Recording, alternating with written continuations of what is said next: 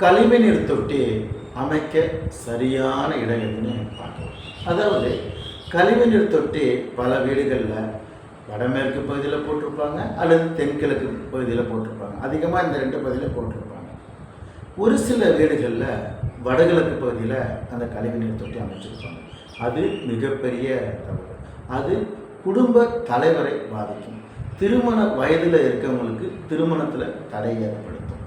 அதே போல் கொடிய நோய் தாக்குதல் அந்த வீட்டில் உள்ளவங்களுக்கு ஏற்படும்.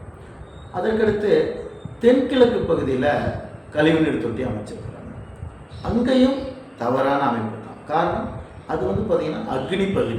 நெருப்பு இருக்க இடத்துல செப்டிக் டேங்க் அமைக்கக்கூடாது. ஏன்னா ஈரமே அங்கே இருக்கக்கூடாது, தேங்கக்கூடாது. அப்படி அமைக்கும்போது அது பெண்களுக்கு பாதிப்பை ஏற்படுத்தும், திருமணத்தை தடை ஏற்படுத்தும், பெண்களுக்கு வயிறு சம்பந்தப்பட்ட குடல் சம்பந்தப்பட்ட நோய் தாக்குதல்லாம் ஏற்படும். அதற்கடுத்து தென்மேற்கு பகுதியில் செப்டிக் டேங்க் அமைத்திருந்தாலும் அதுவும் கணவன் மனைவி வாழ்க்கையில் பிரச்சனைகளை ஏற்படுத்தும், பிரிவை ஏற்படுத்தும், நோயை ஏற்படுத்தும், திருமணத்தையும் தடை ஏற்படுத்தும்.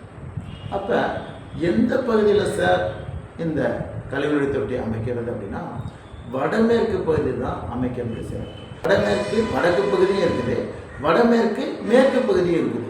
இதில் எந்த இடத்துல அமைக்கிறது அப்படின்னா வடமேற்கு வடக்கு பகுதியில் தான் அமைக்கணும். மேற்கு பகுதியிலேருந்து, அதாவது வீடு மேற்கு பகுதியில் ஒரு இடம் விட்டுருப்பீங்க, 1 அடியோ 2 அடியோ அல்லது இடமே விடாமல் கூட விட்டுருக்கலாம். அந்த மேற்கு சுவற்றிலேருந்து 1 அடி விட்டு தான் நீங்கள் அந்த கழிவுநீர் தொட்டி அமைக்கணும். நீங்கள் மதில் சுவரையோ அல்லது வீட்டோட சுவரையோ நீங்கள் ஒட்டி கட்டினா அதுவும் சில பாதிப்புகளை ஏற்படுத்தும். ஒரு சில பேர் என்ன பண்ணுவாங்க, வடமேற்கு வடக்கு பகுதியில் சேஃப்டி டேங்க் கட்டிடுவாங்க, கழிவு மேலே டாய்லெட்டும் அமைச்சிருவாங்க. இது தவறா அப்படின்னு கேட்குறாங்க. அதெல்லாம் ஒன்றும் தவறு கிடையாது. ஆனால் அந்த டாய்லெட்டுக்கு மேலே ஒரு படி போட்டுருவாங்க, அதுதான் தவறு. அதாவது வடமேற்கு வடக்கு பகுதியில் படிக்கட்டுக்கு அடியில் டாய்லெட் அமைக்கக்கூடாது.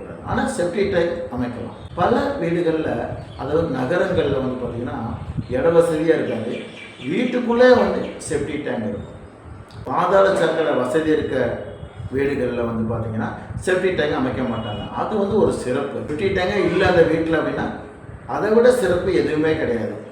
இதுவும் ஒரு நல்ல அமைப்பு தான். அதனால் பாதாள சாக்கடை இருக்க இடத்துல வீடு இருந்துச்சுன்னா அது நல்ல அமைப்பு தான். கழிவுநீர் தொட்டியை அமைக்கும்போது ரொம்ப கவனமாக அமைக்கணும். காரணம், நீங்கள் கழிவுநீர் தொட்டியை அந்த இடத்துல தவறாக அமைச்சிங்கன்னா வேறு இடத்துல மாற்றி அமைக்கணும். ஒரு கழிவுநீர் தொட்டியை கட்டுறதுக்கு பெரிய இடமா தேவைப்படும். அதனால் நீங்கள் தவறான இடத்துல நீங்கள் கழிவுநீர் தொட்டியை அமைச்சிட்டிங்க அப்படின்னா அதை மாற்றி அமைக்கவே முடியாது, ரொம்ப கஷ்டம். அதனால் பார்த்திங்கன்னா கழிவுநீர் தொட்டி அமைக்கக்கூடிய ஒரே இடம் வடமேற்கு வடக்கு பகுதி தான். நீங்கள் வடக்கு புறமாக ஒரு 7 அடி குறைந்தபட்சம் விட்டுறணும். அப்போ தான் அது கழிவுநீர் தொட்டி கட்டுறதுக்கு சரியான இடமா இருக்கும்.